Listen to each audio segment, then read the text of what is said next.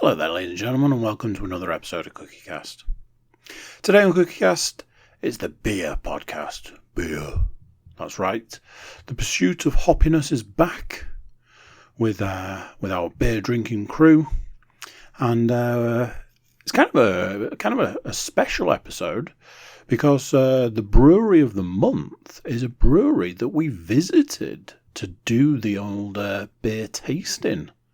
How about that? Special all round. If you love the beer and you love the YouTube, do subscribe, click for notifications, drop a comment, tell us what your favourite beer of the month is. If you just like listening along, there's nothing wrong with that, but you can also subscribe on SoundCloud, iTunes, or wherever you get your podcasts. So here we go. This is CookieCast, the Pursuit of Hoppiness.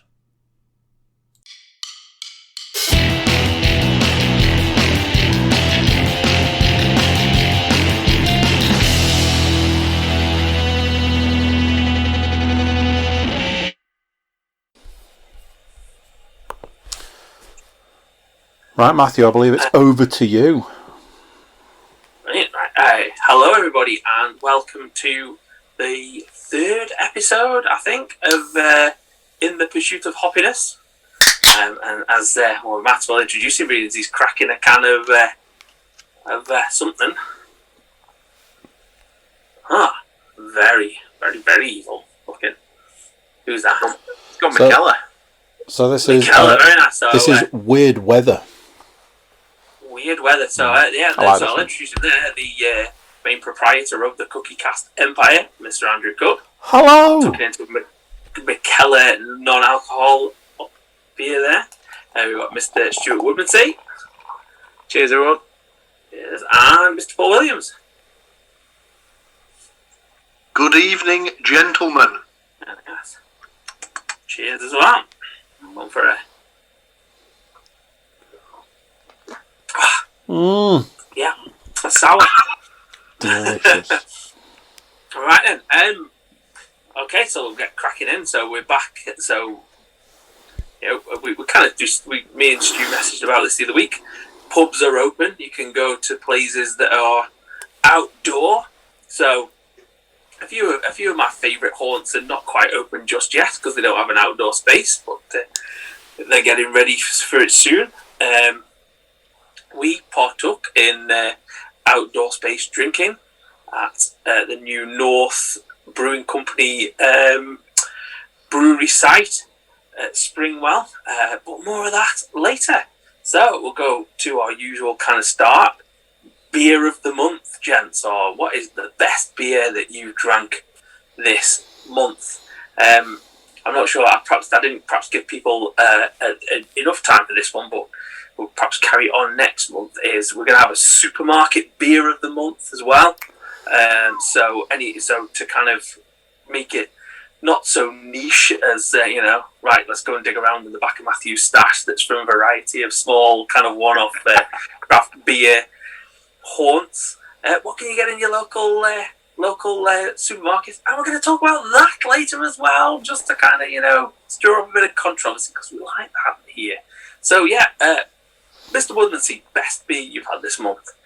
Okay, so as we have discussed in the Brew York episode of the Pursuit of Hoppiness, I'm still in receipt of the Brew York subscription box, so a lot of mine may be heavily flavoured towards that way. It's one of them where I'm like, I should maybe cancel it. And then they're like, oh, but these four are included in it. It's like, damn it, okay, I'm keeping it then. So it's happened again. I have kept it, and it was my third month, so they sent me a nice glass, which was delightful. But my favourite beer that I have had in the last 4 weeks or so wasn't a light beer. It was a 12% Russian Imperial Stout by the name of Dreadis.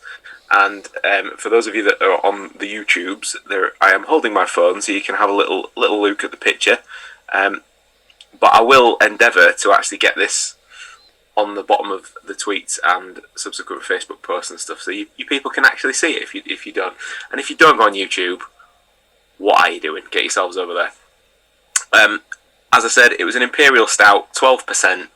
Thought, right, this is probably going to be my one and only beer for the night. It'll be a bit of a sipper. No, went down quite nicely.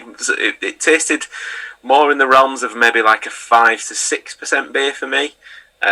Just so smooth and like, yeah, just make more. If you Brew York, if you're on, just crack on, make some more of that, please. Thank you very much. Excellent. That sounds good. I might have to try and source that somehow.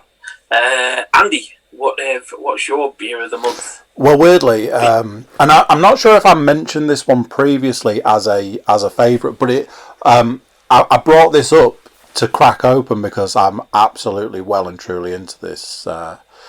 These absolute beauties. The weird weather.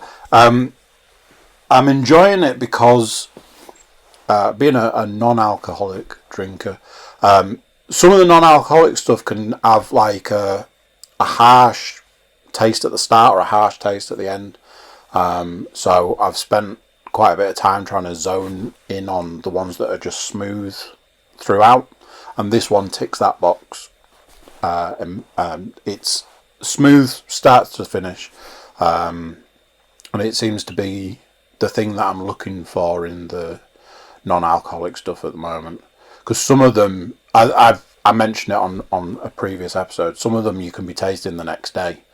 And you're like, it was nice at the time, but it's 2:00 in the afternoon and I can still taste it. Or for one that shall remain nameless, I can still smell it. So I feel even more wanky than if I was drinking alcoholic beer, because now I'm trying to find a refined non-alcoholic beer. But yeah, the weird weather has been a favourite for a little while now. It popped up in an order I did with House Trembling Madness, which we've mentioned previously, and their amazing service. And yeah, it's I'm starting to build like a list of, if I'm going to put an order in, these are the ones that will always be there, and these are the new ones. As I've talked about things like Space Cake and stuff like that previously, and that one is becoming very much on the core range of the non-alcoholics. Andy's core range of non-alcoholic wankies. Indeed, I like it. So there we go. Mr. Williams. I'd have to go back and look at the archives of the podcast, but I think I might be duplicating my my beer of choice for the month for either the second month in a row or the second time in the history of the podcast. But obviously, as discussed, we went to Springwell this past weekend in Leeds for North's new brewery, and one of the beers that I had at the time was the Full Fathom 5, and just a spectacular beer, really. It was, I think it was potentially it was the final beer of the night or the afternoon that we had, and just a really nice one to sort of send you off into the distance with. Maybe enjoyable to enjoy with a cigar, even. If only. Would be the best way to enjoy that particular beer. But it was very, very nice, and smooth, and yeah, ticked all the boxes for me. So yeah, very happy. Excellent. I'm sure a lot of people will feel that energy. I cannot tell you how many times I have used that phrase this week. To the point that somebody who lives in my house has said, you need to stop saying that now. So that might give you an idea. And for those at home, one of the lovely servers, one of the lovely people who was bringing us drinks or taking empties away, rocked up at the table, saw a lot of cigar action going on, and said, "Cheeky cigar, eh? I'm all about that energy."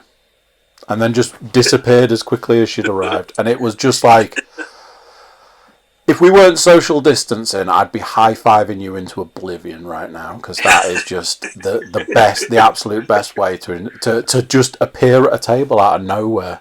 Almost, some might say, in a puff of smoke. Way. One for you there, Stu. Yeah, I appreciate that. Thanks.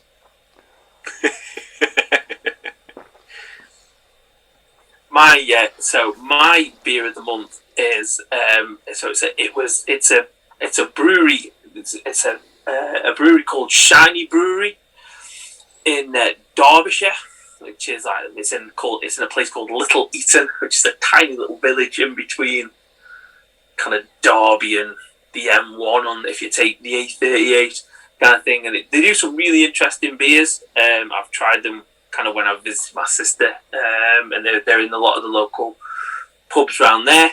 And what they decided to do is for their 1,000th brew, decided to do something really special, and they did. And it was something special as well. It was a triple New England IPA, and there you go. I can feel and it was just right. It's everything that you want from a triple IPA, because you kind of think that it's going to be double figures, and what you don't want to do is you don't want to sit there and feel like you're drinking double figures, because you just kind of think, oh, this is going to hurt. Whereas it didn't. It kind of it drank really well. It was one of them ones where you think, probably could have another one of those. I'd regret it, because I probably wouldn't stand up afterwards, but I could definitely have another one of those. And it's a really well done. It's a really well done beer by quite a small brewery. I think it's one of them ones where if I see it in any of the places that I go and buy beer, I'm like, oh yeah, I'll definitely get one of their beers, because it's generally absolutely spot on. I think like previously, kind of one of the other times I visited, they did a really nice. It was their normal New England IPA, which really I should have thought about, kind of thing. Their New England IPA was absolutely outstanding. It makes some kind of Patriots reference to it, and we can sweep that under the carpet. But that triple New England triple IPA was absolutely outstanding, and I've drank quite a bit of beer this month to try and kind of catch up, make some inroads into the stash. You make your excuses now, Mr. Moore.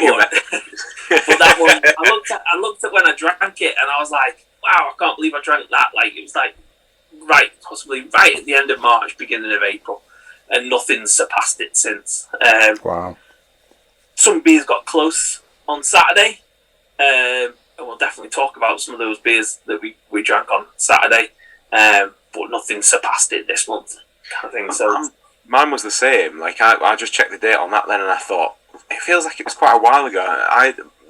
Within the first week of April, and I have thought, like, not in a kind of weird, like I need some help kind of a way, but I have thought about that beer quite a lot since drinking it. So yeah, it's definitely one that stuck. So sounds like a very similar situation. There's nothing worse when you know it's a one-off beer, and then you're kind of sitting there thinking about that beer, and every so often it's like when you get kind of close to it, and we're definitely going to talk about one of those kind of beers as we move on. Right, well, being as Paul's joined us again, we'll move on to our focus brewery of the month. So we probably kind of gave away some of the hints and kind of subtle or not so subtle kind of clues about who it was. But we decided that our focus this month would be North Brewing Company.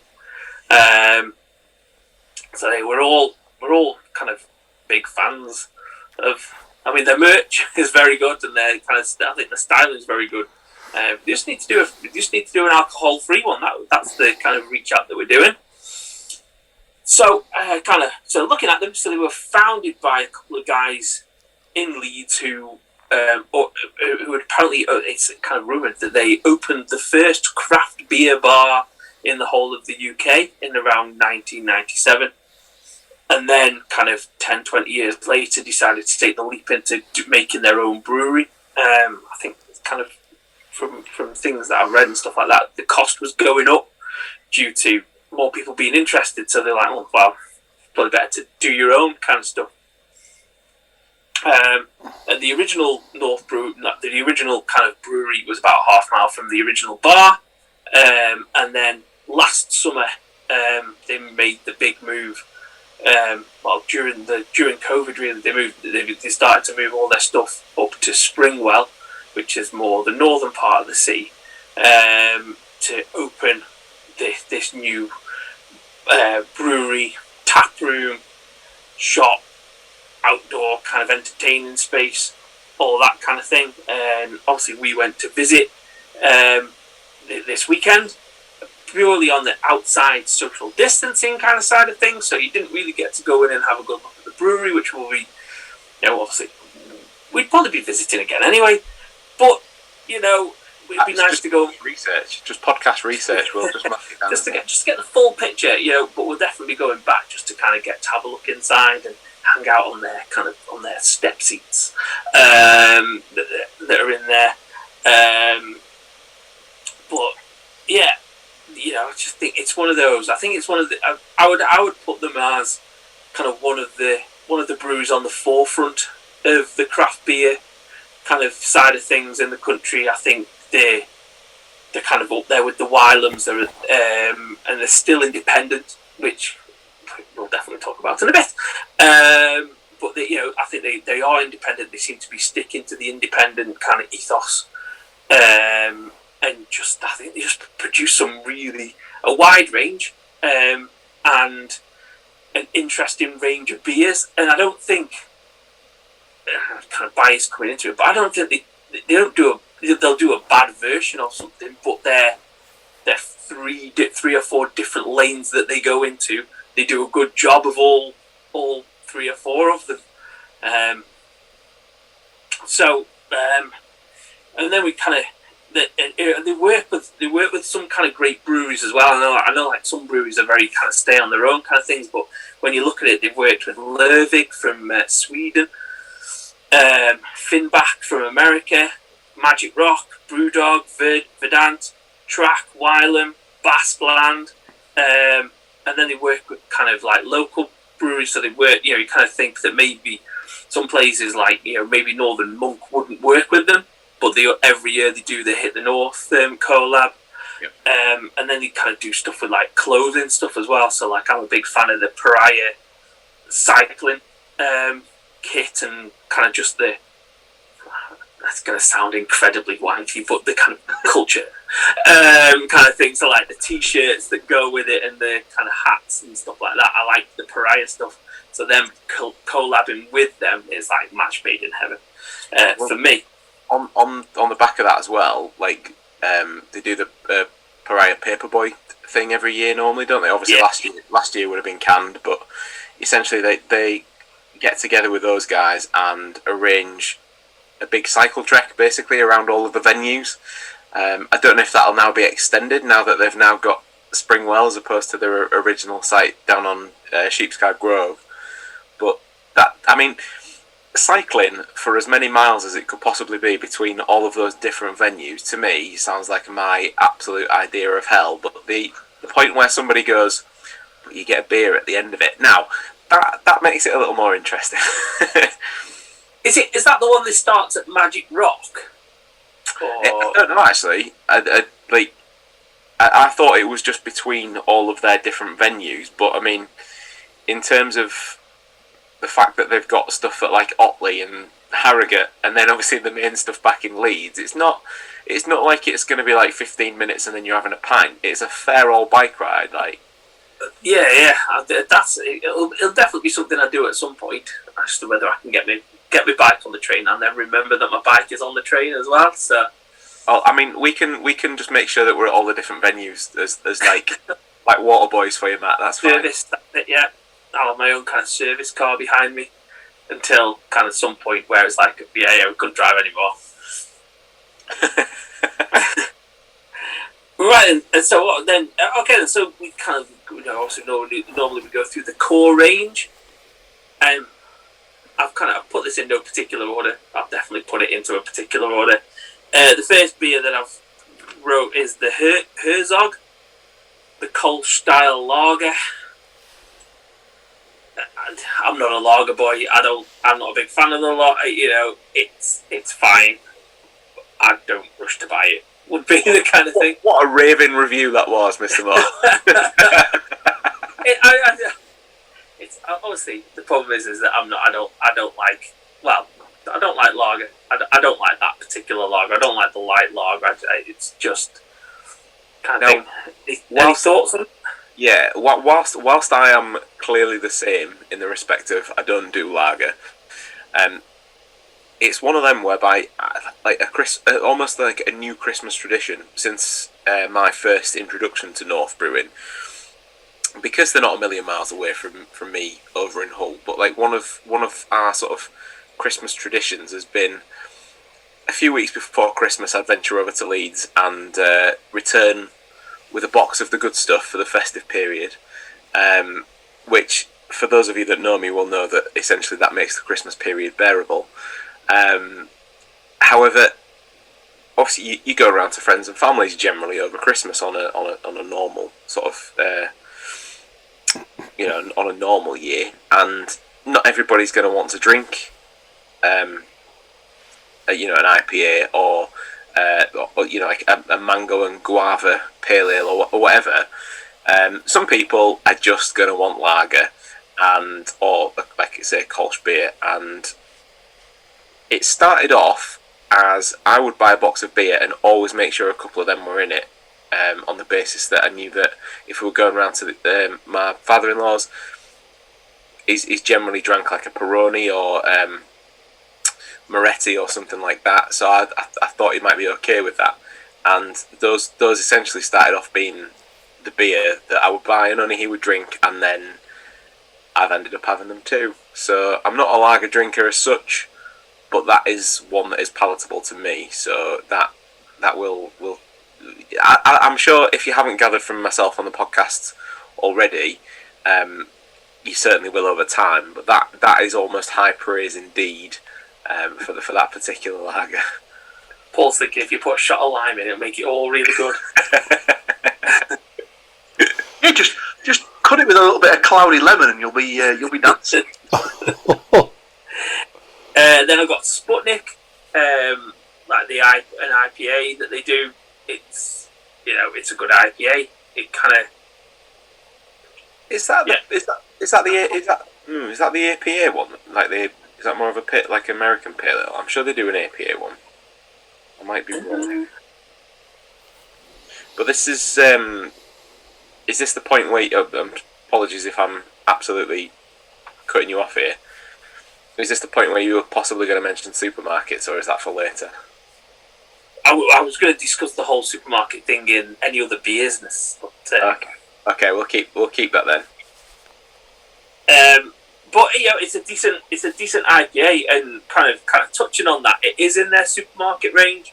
I think it's because it's an inoffensive IPA. It'll sit kind of quite nicely, and it's quite easy to drink. I think that it's a good beer. Then Pinata. That's in their core range. That's a tropical IPA, and that one's up there with the kind of Club Tropica from Tiny Rebel. I would say it's kind of it's a little bit more subtle, I think, with the taste of it. It's not quite as kind of overly tropical with the taste. And then kind of from Paul's kind of thing, the Full Fathom 5 with the coconut and coffee porter. And that's it from the core range. Sorry, I believe that product placement and all, but you may be missing something. I went fishing there and I caught a big old fish. You know what? I know this is going to do nothing for the audio listeners, but there you go. That is the sound of my favourite beer being opened. Surely that's doing everything for the audio listeners. Well, no, if they're listening in headphones, they're probably calling me all sorts by now. So now they're thinking, "Ooh, time to go raid the fridge." Yeah, exactly. They're like, oh yes, oh yeah. Just gonna quickly. Can I go and buy it? Yeah, I left the best till last. and kind of did a little old switcheroony kind of thing there, just with the transmission, which is their kind of like, I think it's a standard bearer IPA kind of thing. If if you said to somebody, right, I want a North beer, you say, right, well, try, and they're into their craft beers and stuff like that. You'd say, right, there's transmission, drink that, and that's a good. It's a great beer to drink anyway. But it's a good kind of starting point to then feed into the kind of the weird and wonderful stuff that they do, kind of as their collabs or their kind of one-off brews.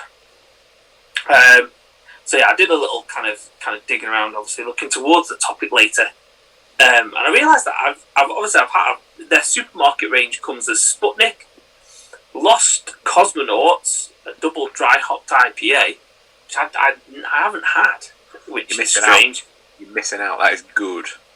And then the Green Curve Kvik IPA, which I thought we had that, didn't we, in our tasting that we had at Christmas. Yep.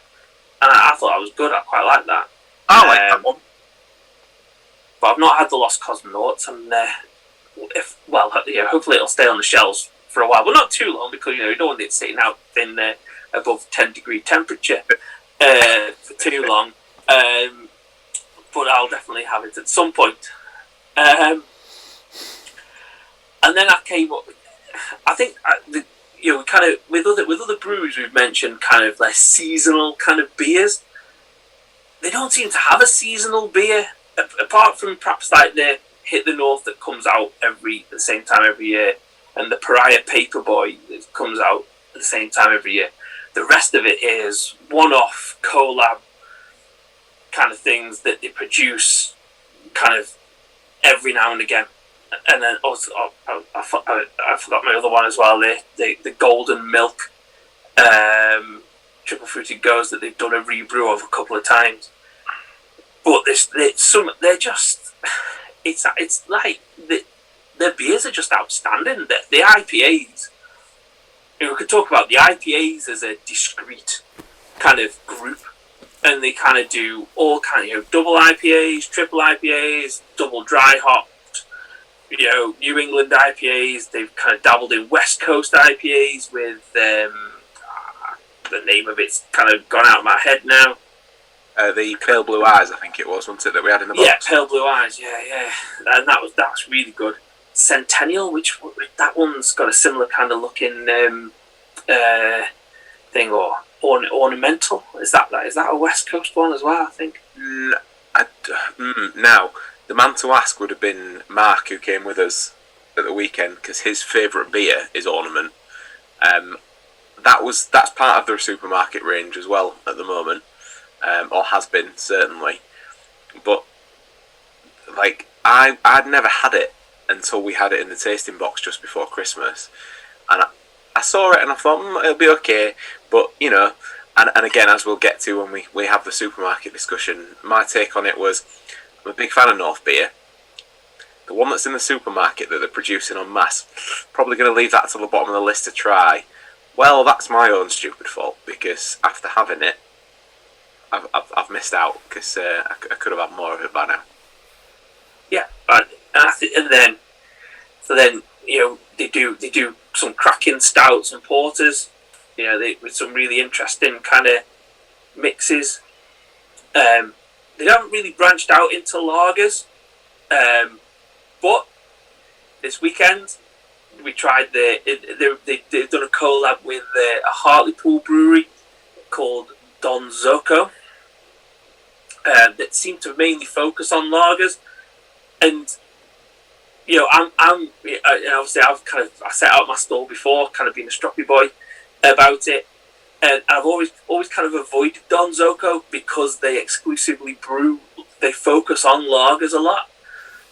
But after tasting their black lager this weekend, I'm like, well, I'm perhaps going to have to kind of have a little kind of review of that situation and try some of them when the opportunity arises, kind of thing. I don't, perhaps not going to go out and hunt them, but I'm perhaps going to be like, if you're in the pub or like in a tap room or something like that, and one of their beers is on there, and you think, oh, well, a third or 2/3 or something like that on that, it'll be worth giving it a try, because that black lager was outstanding. It was like, it wasn't it wasn't the best beer, because there was the other beers that I drank. The sour IPA, which we'll talk about, was absolutely outstanding. But that black lager was the most surprising one of the lot, where I was like, I'll probably drink another one of those, and probably like have another one after that. If someone said to me, right, that's all you can drink for the afternoon, I'd be like, all right, then that seems like an agreeable kind of thing to do, kind of thing. It was a really kind of refreshing. It had that kind of like, it's got that, as kind of Stu said at the time, like, it had that portery taste to it, that stouty portery taste, but it was kind of light as well. Yeah. And that, well, I ended up in my takeaway bundle of 6. I ended up buying one, and I realise now that I've said that out loud, and it is documented that I have indeed said on this podcast that in my history I have bought 2 separate lagers. So progress. Maybe I'm being swayed. Maybe by the end of this whole experiment of the podcast, that I might be a Kronenberg drinker. Who knows? But yeah, I have bought 2 lagers, and both of them happen to be North Brewing related. So there you go. The Pursuit of Happiness ended up the Pursuit of Hoppiness ended up in the bottom of a glass of Stella. Hey, no, I'm still buying t-shirts, not vests, man. It's fine. It's kind of like, I thought we'd kind of talk about the kind of perhaps the beers that we had at the weekend. So I had the Take Down Your Art, the sour IPA that you showed there, and that was, yep. I enjoy sours anyway. My sour IPA obsession at the moment is on the verge of, I don't want to say out of control, but I'm actively looking for sour IPAs at the moment. I'm not buying beers, but if a sour IPA comes up or I see it somewhere, I'm like, well, if I can parcel that up with a few more sour IPAs, I'll slip that into the fridge.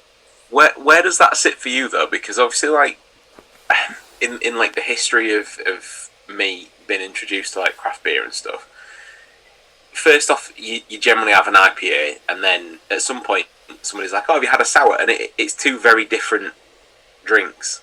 Like, especially from, we've got this far into the podcast and we've not mentioned a triple fruited goes yet, which is their, like, pretty much one of their signature things. Like, that to me is essentially like, some of the sours are just like drinking a smoothie, but the sour IPAs are a different beast altogether, in the sense of, like, if you get a good sour IPA, it should be the best of both worlds, in the sense of you get that kind of like hit at like the back and the sides of your tongue, but then also at the same time it's then feeding through like the IPA bitterness as well at some point, and like, yeah, to get that balance is like, to get it right is something special. But like, again, I don't know what sort of sorcery they do around all this brewing kit. I would haven't, I presume due to the fact there's not many of them about, it must be a difficult brewing process. We've talked about it before. There's a Wylam one. There's a Wylam one that they did a while back, which was In Every Dream House a Heartache, which was fantastic. I had the Almasty Brewing Company Vision, which was a sour IPA, and that gave the New England triple IPA. That was, it was close between those 2, because that was awesome. And then that one the other day, and I think you're right, it's that kind of, sometimes if you drink a lot of IPAs, or you drink a lot of IPAs, it can get like, not stodgy, but it can get to the point where you're like, Christ, there's a lot of hops.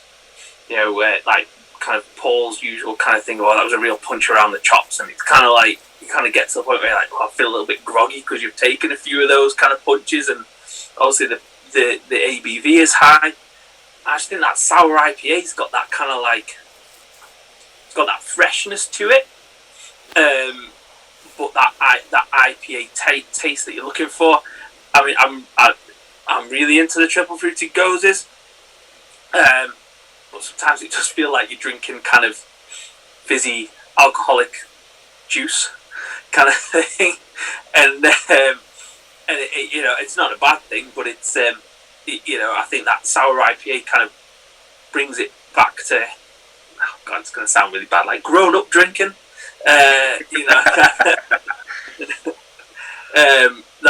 that side of things, but yeah, right, and yeah. So I kind of like the lagers. They've got the two that we've seen. I haven't tried the Springwell one because that's a lager as well, isn't it? Springwell Pills, yeah. Again, I know Mark, who was with us at the weekend, is a big fan of the Springwell Pills. I wasn't brave enough to try it at the weekend, but again, after the whole dark lager experiment, that's one probably for next time. But I thought the kind of last thing I thought we'd talk about, well, in terms of their beer styles, and Stu kind of mentioned it, like alluded to it there, is the triple fruity gozes, because it wasn't a style of beer that I drank before. It wouldn't have been a style of beer that I would have gone out of my way to find, and now it is.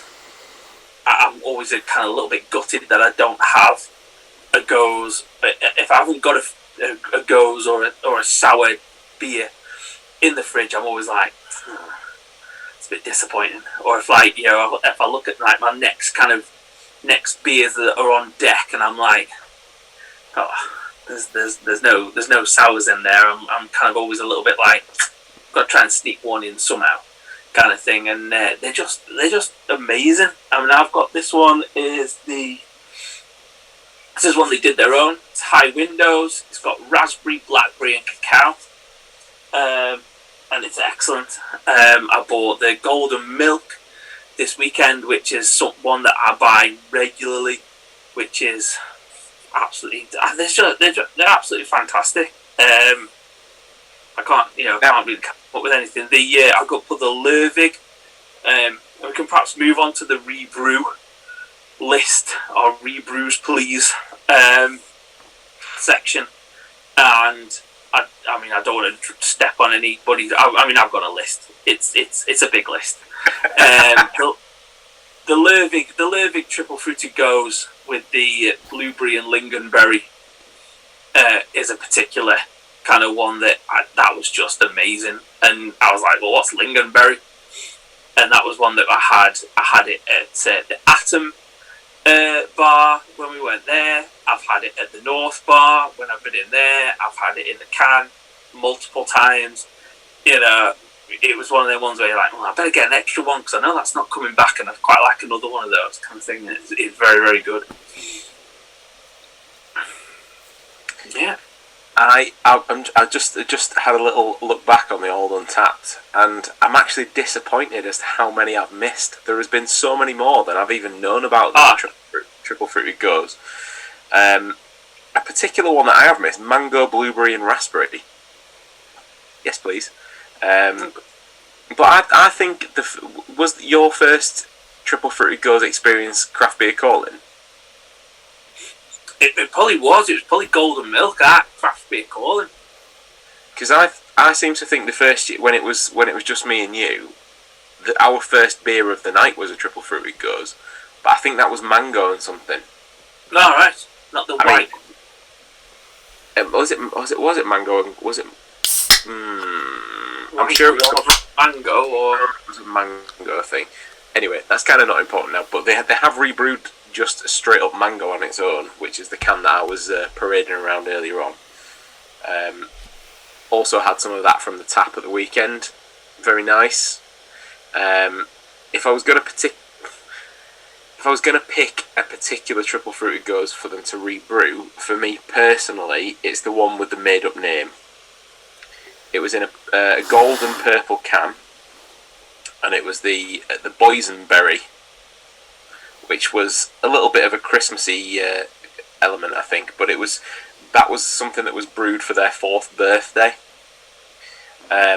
Boysenberry, it says on the listing, it says, is a fruit they've always sampled to use in the TFG series, but never gone for it because of its availability. But then, yet, they did it, and they did it bloody well. So it had blackcurrant, blackberry, raspberry, and loganberry, and it had like a almost like a yogurty kind of thickness to it, but fruity as like.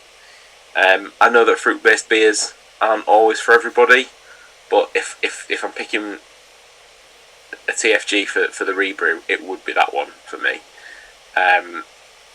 Matt almost kind of alluded to my stuff, my other ones. If it wasn't a TFG that I wanted them to rebrew, it would have been a Hit the North from what I consider North Brewing's early days. When I first discovered them, they did a Hit the North collaboration with Northern Monk, and the collaboration from the Northern Monk side was essentially a coffee black IPA, as they called it, and from the North side it was a white coffee, and they absolutely nailed this on every level. The beer was amazing. The artwork on the cans was brilliant. Like, if you bought both of the beers and put the artwork on the cans together, it was a map that showed you the route from Northern Monk to North Brewing at the time, in the old Sheepscad Grove location.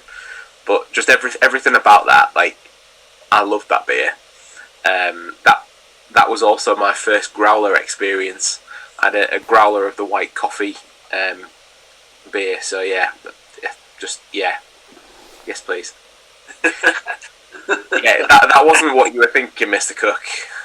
If everybody had a coffee flavoured first growler experience, secondary school sex ed would be a very different lesson. I didn't want to throw you off your rhythm. So I didn't want to say anything, but yeah. I don't think I can't say I think beer when I hear the word growler. So I was going to say, if you're listening to us for the first time because you have a mild interest in beer and you're not sure what a growler is, definitely don't Google it.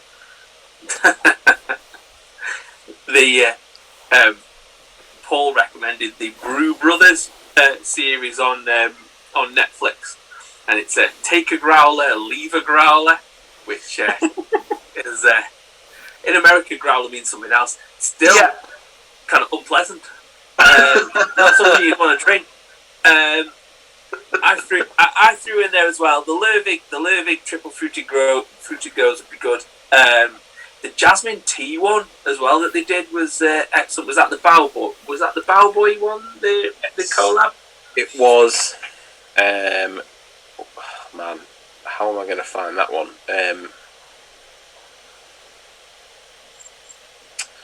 That came back into my head, that one, to be honest. It was like, it just came up into when we were talking about them.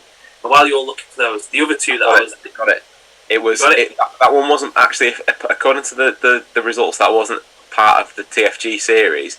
However, it was an IPA, and it said fleshy peach and the tartness from lychee. And yes, please, that was also very good. Enjoyed that.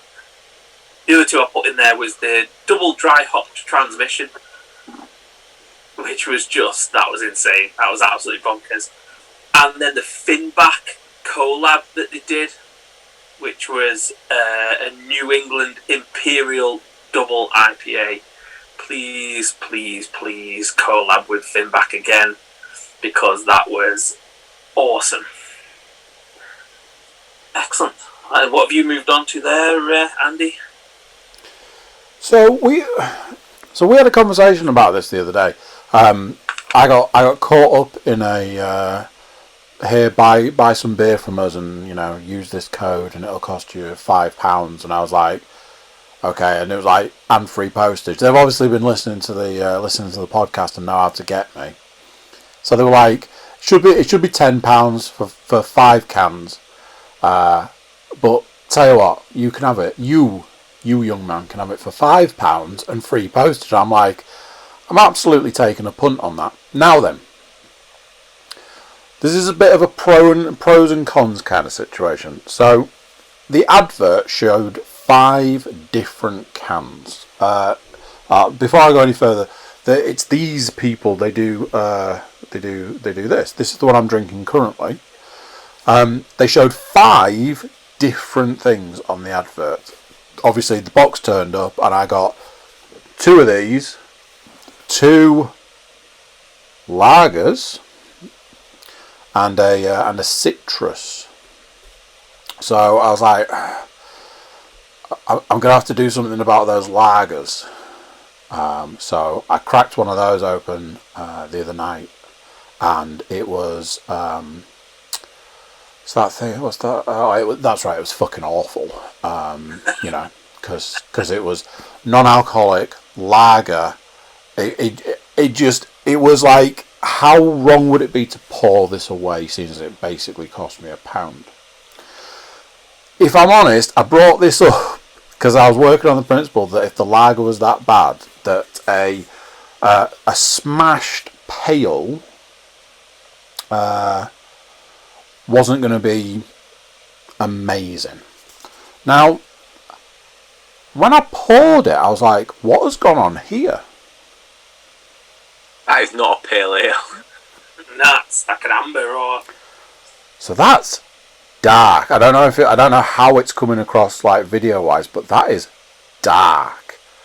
So I'm like, it looks like a brown ale. Yeah. Bit of brewed. Yeah. So I'm looking at what's poured into the glass. I'm looking at the can. I'm like, something's gone wrong here.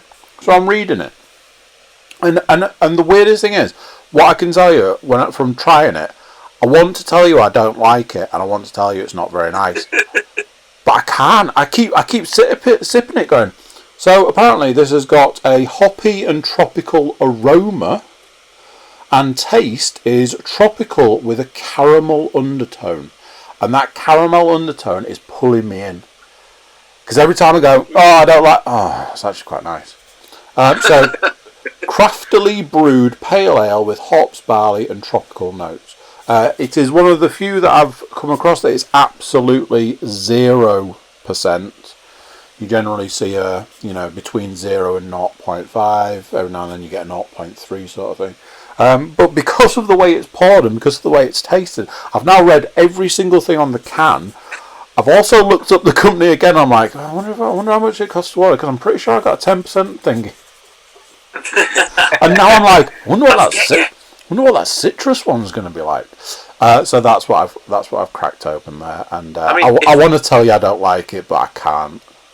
If Smashed absolutely happen to be listening to the podcast, if they want to send you some more, that would be gratefully accepted, right? I wouldn't be able to accept them unless they sent me loads.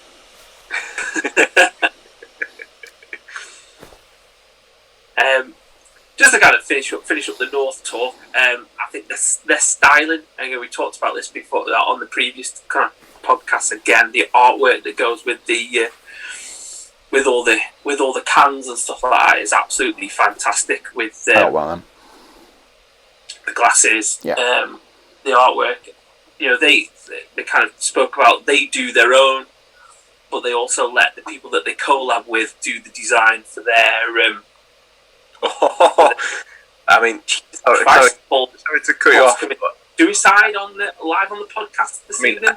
I don't want to to quote the wrestling podcast, break kayfabe, but we actually record this on a school night, and Paul's just cracked a triple IPA.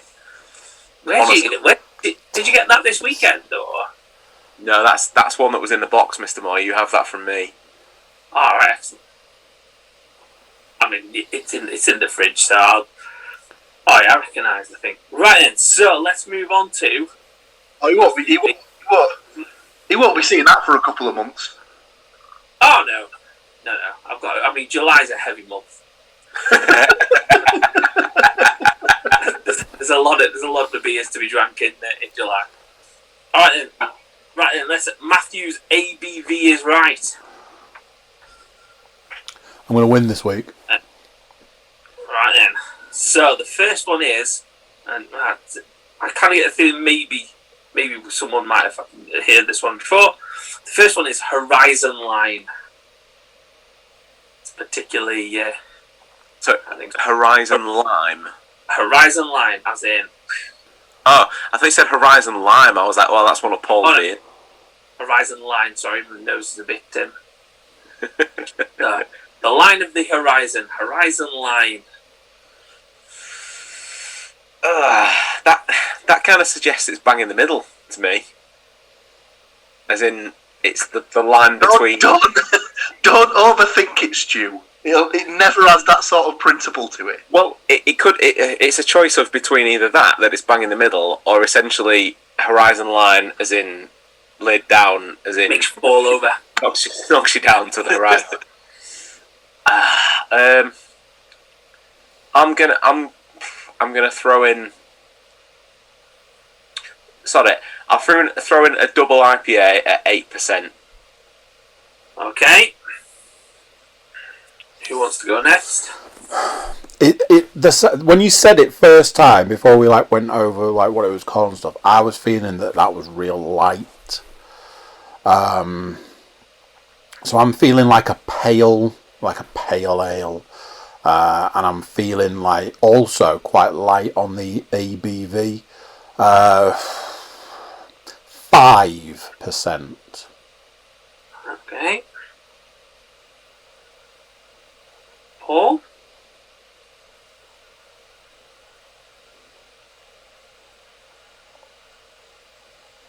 I can never quite work out if his internet's gone to shit or whether he's... Or he's thinking. He's like... It definitely did go to shit. I didn't even hear Stu's guess. So I'm going into this... somewhat blind. He's cracked this 10% beer and he's absolute bollocks after smelling it. Is the... It's the hoppiness that's smacked me around the chops, as we discussed. So I think Matt has surreptitiously left us a hint within his explanations during the podcast, in that he's very much into his sour IPAs at the moment. So I reckon it's a sour IPA, and I'll go 6.2. Okay, right then. So, it's a Wylam beer. It's just a standard IPA. It is, however, 6.1.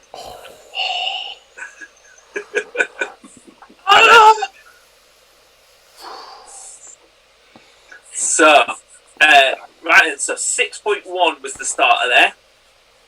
The next one is Muddle.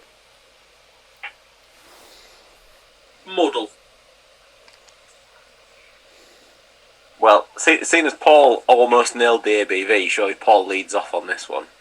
Yep.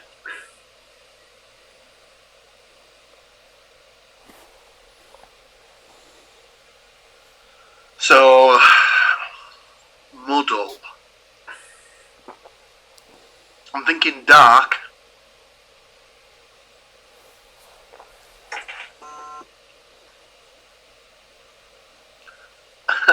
I'm going to go a bit wild. I'm going to go a bit out there. I'm going to go for a smoked porter. And I'm going to go 5.8. So lower. Okay. See, weirdly, I'd thought about going in with a porter. So I'll go in with just a standard porter. Ever so slightly higher, 6.3.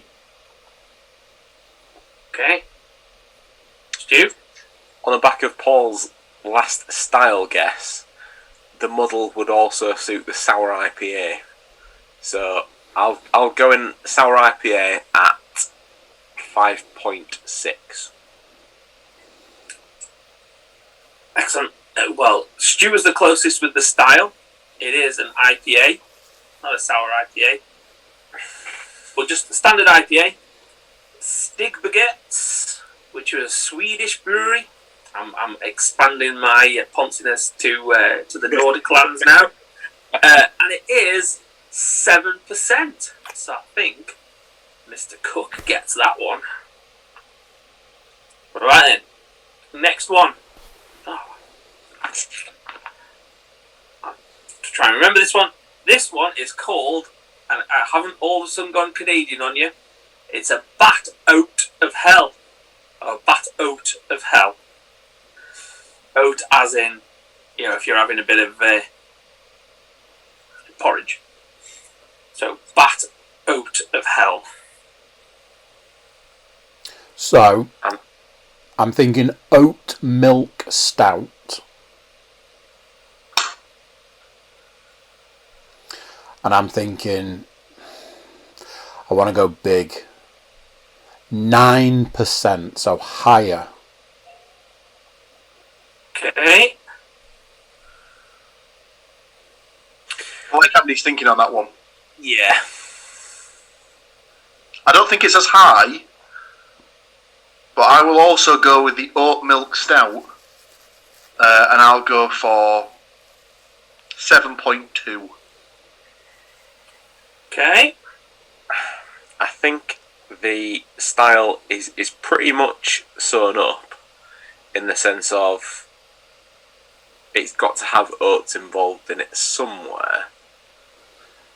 And oat milk stout seems to be the only thing I can think of to do with oats. So I'll stick with that.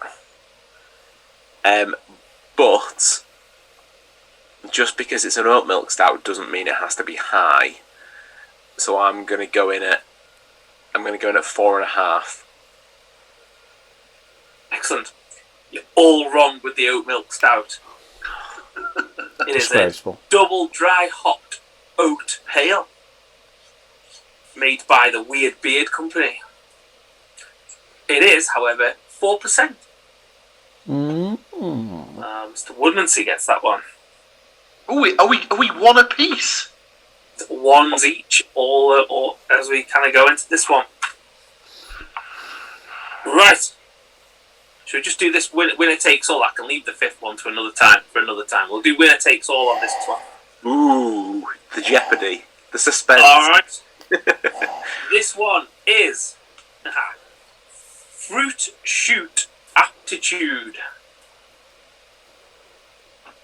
Fruit shoot aptitude.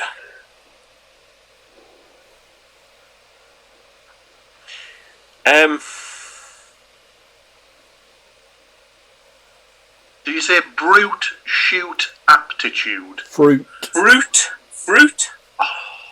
As in a fruit bowl. Shoot aptitude. I thought you said brute, and I was like, oh, it's a brute IPA. Sorted. Next one, candy. Right. Brute shoot aptitude. Stu, have you got your? No, it has to be a fruit-based beverage.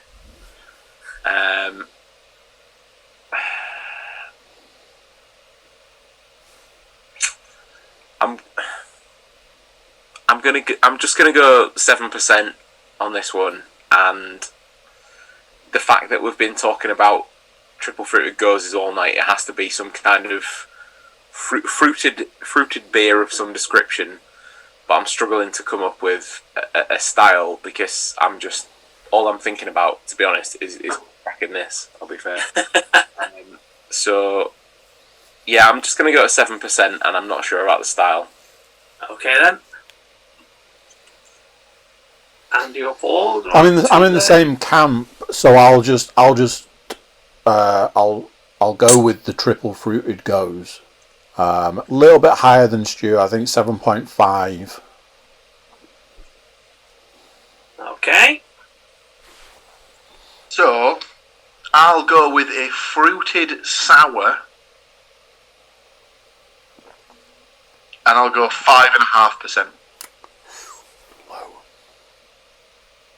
Mr. Williams takes it on ABV because it's a 4.5. Huh? But none of you get the right style. It is a tropical IPA from 71 Brewing. I don't know how it found its way into my fridge, but it's in there. And that's what you tell the wife, and that's the story, and you're sticking to it. Has it, Matt? Has it reached that stage now where there is a percentage of beers that you pull out where you're like, no idea where this has come from?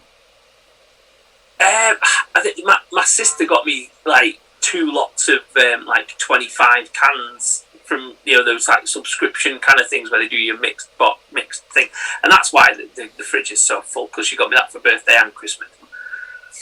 But yeah, there's somewhere I look at it, I'm like, did I buy this?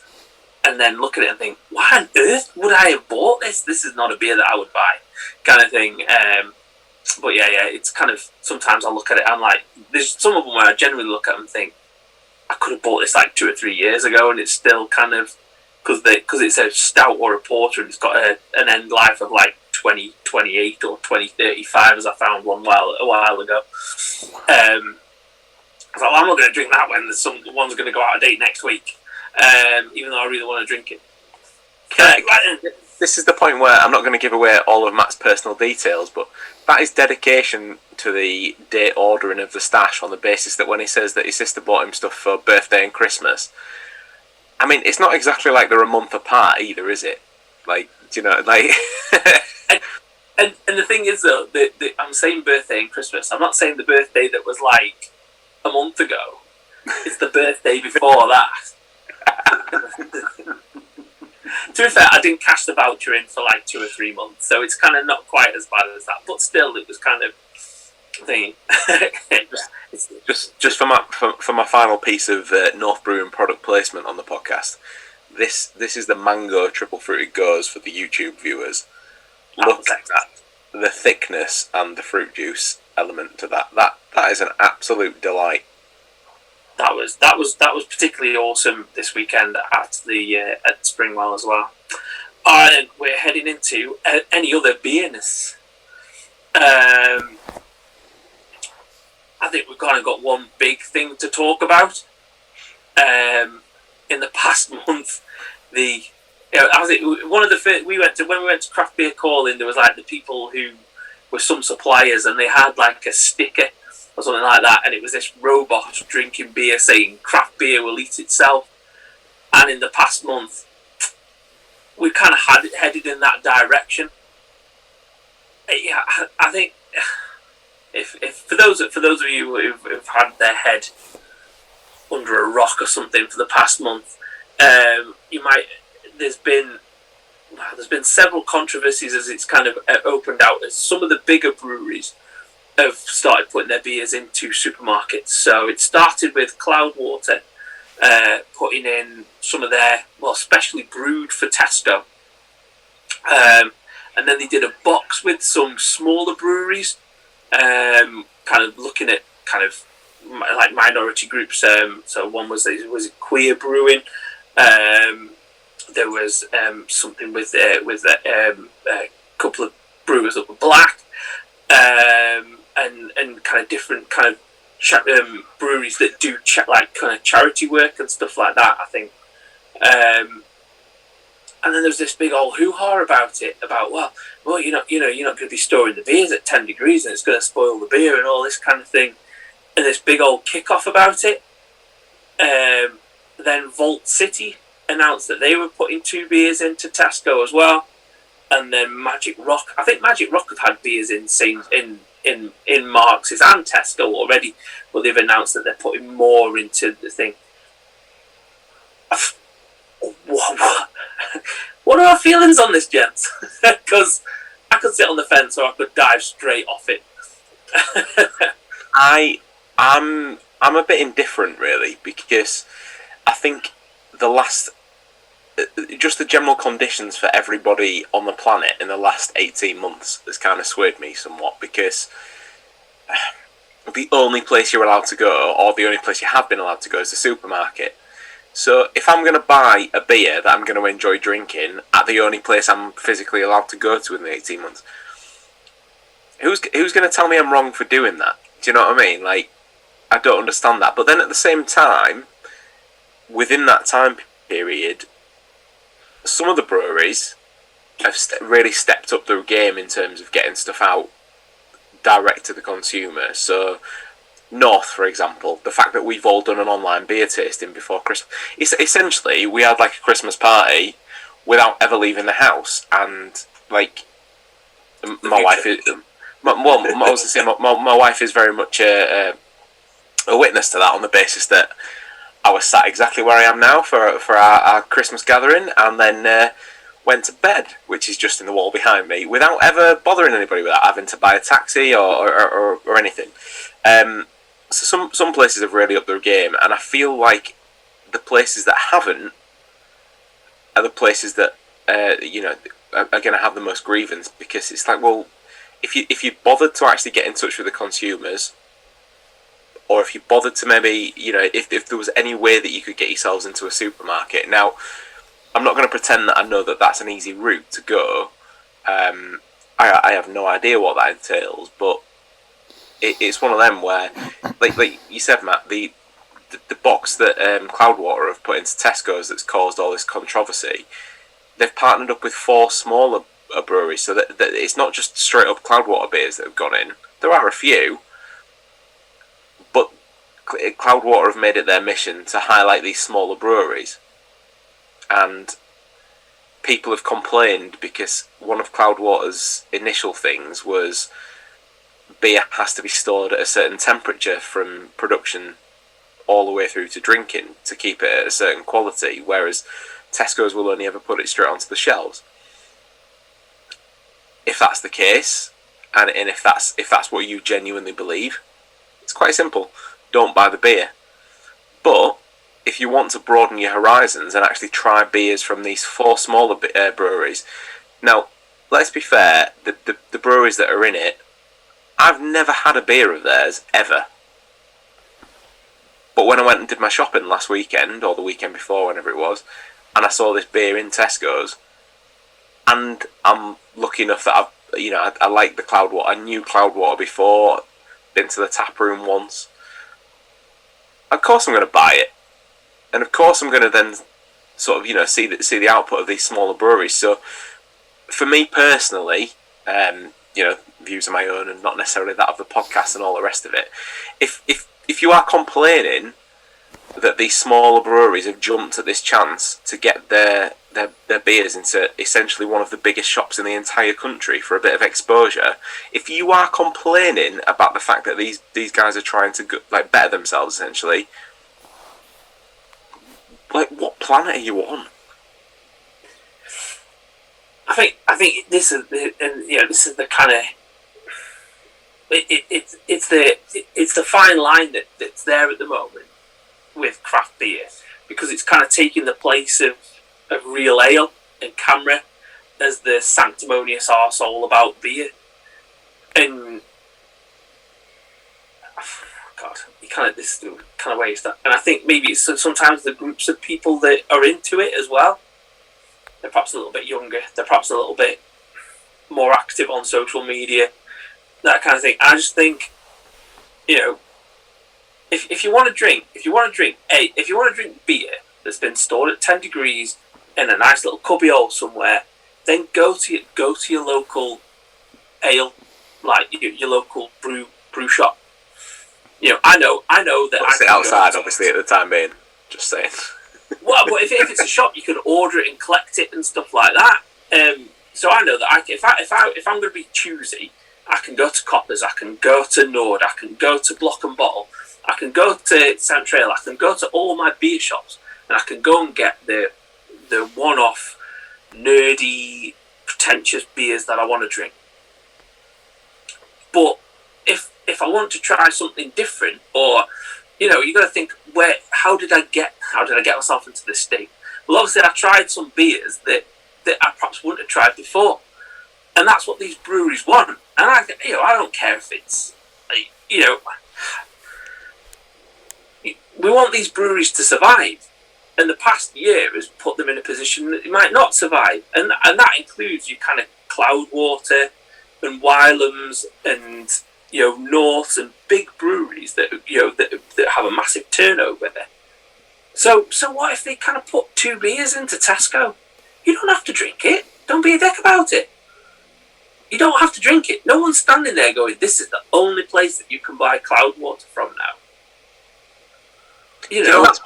I think that's what it boils down to as well, isn't it? Like if people are so like angered by it and stuff like that, surely it just drives them to put more business into their local craft beer dispensary or whatever, and it maybe just makes them think, oh well, I'll avoid Cloudwater now, and I'll go for more local based breweries or whatever.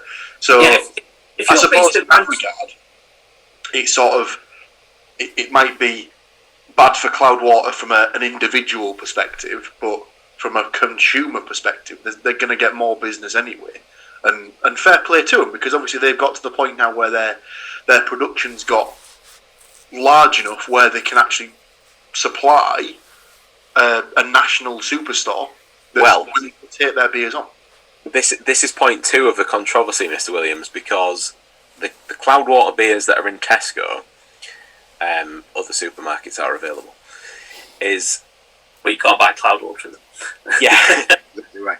Although you can buy Magic Rock and Asda now, so whatever. The controversy is that the beers that have been brewed to go into Tesco's have actually been brewed on the Brewdog kit up in Ellen in Scotland.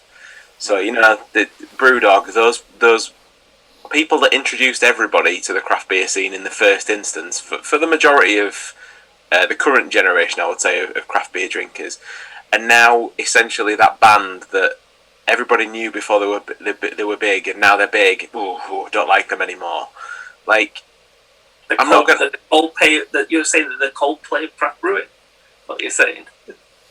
I mean, Coldplay were never tiny though, were they? 50 Clyro is definitely a better example there. Well, I was gonna throw it to you, Paul, and say it was the Killers reference of you saw them in Fibbers, and now that they're as big as they are, they're just absolute shite. But yeah, I've seen them in Fibbers, and I could go see them at the Riverside Stadium if I really wanted to. So don't shout out Riverside Roundup podcast. Is the I'm looking forward to when you cover that one on the Riverside Roundup, Paul, in the close season. It'll be a subscriber only special. It'll be behind the Patreon window. It'll be on the cutting room floor, is where it'll be. Oh, I don't think you'd be saying that if Metallica were playing at the Riverdance, you bastard. I think I've lost the audio for that, so I won't be able to put it on the video either. Speaking of Metallica, I believe there's a petition audio, but it's just a video of us 4, but the 3 of us just doing that to Paul is the... I believe there is currently a petition circulating to get Metallica to play the next Super Bowl halftime show. Oh, excellent. Absolutely. But this is the thing. So moving on from what Matt said about thoughts on the fact that they've gone into Tesco's to begin with, but thoughts on the fact that one brewery has used another brewery's kit because it's much bigger and more suitable to mass production to essentially get that window. I feel like we're encroaching on some kind of Inception style shit going on. Well, does it open up the question of when does craft beer stop being craft beer? Yeah. Was the whole point of craft beer not small batch, different brewing process, different recipes each brew, so that you never get the same beer represented every time? I think the thing for me is that like I said at the start, if Cloudwater want to go into want to mass produce stuff, and it goes for the same venue. The dirty little secret in all of this is the fact that you walk into Morrison's, all your favourite craft beer breweries have got a beer at least on the shelf.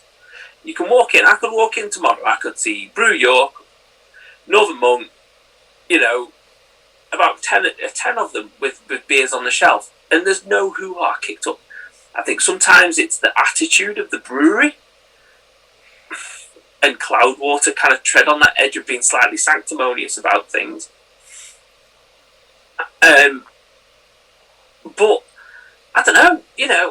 If it means you take that Tesco contract to mass produce your double IPA, or whichever 3 or 4 are in there, and that keeps your brewery going, so then you can keep on making Troubles, which is a fucking awesome beer. Then I haven't got that much of a problem with it. I'm with you on that. 100%. If, like you said, I think I've got. those smaller breweries that have struggled in the last sort of 12 to 18 months because of the way of the world, if they've managed to get a collaboration into Tesco's, which means that they can survive for another 6 to 8 months before they can start being self-sufficient again, why has anybody got a problem with that? I really do not understand it. It's that line of, we discussed it before when Magic Rock took Heineken money, and Beavertown took Bud. Was it Budweiser? Whoever owns, I don't know. If Budweiser, they took their Bush. That's it. Yeah. That's when I start to get a little bit. Well, is the quality going to go down? Because that's what I'm bothered about. Yeah. Are you still going to produce decent beer at high quality? Is it going to taste the same? Because if you're going to take money from Bush, or you're going to take money from Heineken or whoever else, but then your beer quality is going to go down, then I'm not going to drink your beer anymore. Now, that's the point as well, to answer Paul's question. That is the point I would say that craft beer stops being craft beer. Because if you've worked and worked and worked at a recipe, and you've got to that point whereby this is the beer, this is exactly how you like it. If you then all of a sudden have the function to be able to produce that at double the capacity that you used to, it's still the beer that you made. Yes, it's produced on a bigger scale, but you've worked to get it to that level of quality. And if you can keep that level of quality, but it's just produced over a larger scale, that's still craft beer to me. Yeah, I think that, just on a final kind of thing, I took a little bit of a shot at Cloudwater because they can be a little bit. I think, but they're supporting small breweries, and kind of on to take that into another thing. There's a local brewery it's in the northeast, called Hops and Dots, and it's a guy who I met just before lockdown because I travelled to Durham because he'd done a Nanaimo bar stout, which was absolutely fantastic. And he's a teacher who does who works with people who are deaf, aren't they? And a lot of his beers are to do with Braille. Blind. No, blind, yeah. And so a lot of his beers are to do with Braille. The cans come with Braille on them, and he's gone through a hard time through this past year because his distribution's kind of obviously just him. There's been times when I've ordered a beer from him. I've ordered quite a pack of beers, and he's like, "Well, I'm coming up to Newcastle, so I'll just drop it off for you." And it's there on my doorstep. So he's done a fundraiser, a crowdfunder. It smashed through its initial target. Then he's extended the target, and the guy who owns Cloudwater has donated a shit ton of cash to him to kind of keep him going and stuff like that, with no kind of questions asked, nothing back from him. Possibly he'll be in a collab box in the future, but hey, if that gets, I think the guy's name's Mark. If that gets his beers out and actually shows what he does as well, because it's quite a unique thing that all of his beers have the Braille, so that you can read what the name of the beer is, you can read what the ABV is, all that kind of thing.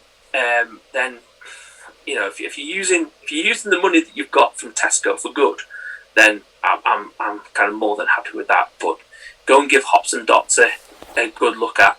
I'm sure we could probably talk about them in the future. Do you want to buy a speedboat? Is an absolutely fantastic pale ale. And the naming of it is fantastic. I think we've already covered the fact that there's within this any other beers in this sort of section of the podcast, there's 2 or 3 breweries we could certainly pencil in for future episodes already. Oh, definitely. And anybody got anything else? Ooh. Oh yes. I did. Weirdly, obviously we're focusing on the beer, but I wanted to just give North a bit of a shout out and just say the as far as I was concerned as a non-drinker, I know North don't do a a non-alcoholic, but they do make up for that by stocking one of my absolute favourite non-alcoholic beers, which is the Coast.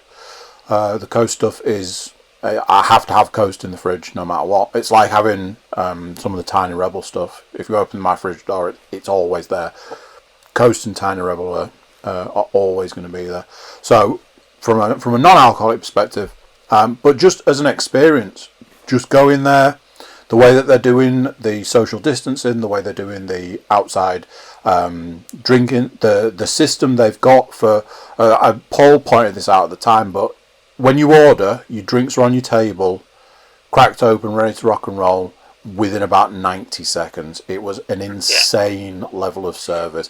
You were ordering with one person, somebody else was bringing you drinks. They were like running sort of like teams and stuff. Service was absolutely phenomenal. There was points where, it's like, oh, sorry, can we just get another glass? And these people were literally disappearing and reappearing with what you've asked for. I was saying, like, obviously you're drinking a lot, so, a few trips to the toilets. I think I went to the toilet like 3 or 4 times. 2 of the times I was in the toilets, people were cleaning the toilets. Just, they had some, like, I've been referring to it as like street food on site, and it's hands down one of the best meals I've eaten in quite some time. I think, did you mention that they've done a collab beer with Bow Boy?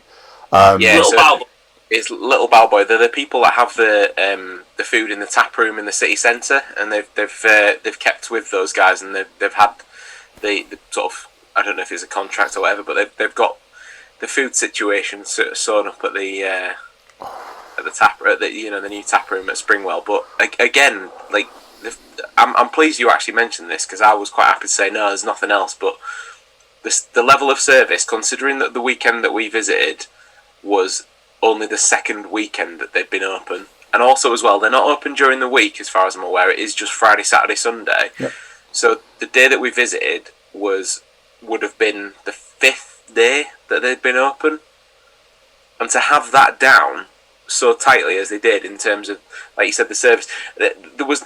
I mean, this may be the beer talking from the actual day itself, but I don't remember there was a point where my glass was particularly empty for long. It was a case of, oh, you've nearly finished, would you like another one? Yeah, kind of thing. That was another thing. It wasn't like you were sat like, can we get some? It was, if glasses were empty, they were taking them away. There were, glasses were coming back, with every round. It wasn't like, just stick another one in there sort of thing. And yeah, very rarely was there many empty glasses on the table. So, like I say, I just wanted to sort of give them a shout out to say they're, from my perspective, absolutely smashing it out of the park. Definitely somewhere I'd be happy to visit again. And that's, as I always say, as a non-alcoholic drinker, I'd still be more than happy to go back. Excellent. Well, yeah, if nobody else has got any kind of any other business, we'll tie it up there. Well, thank you very much, gents. Always good to share a beverage over a podcast. Indeed. And we'll see everybody again soon. Cheers. Cheers.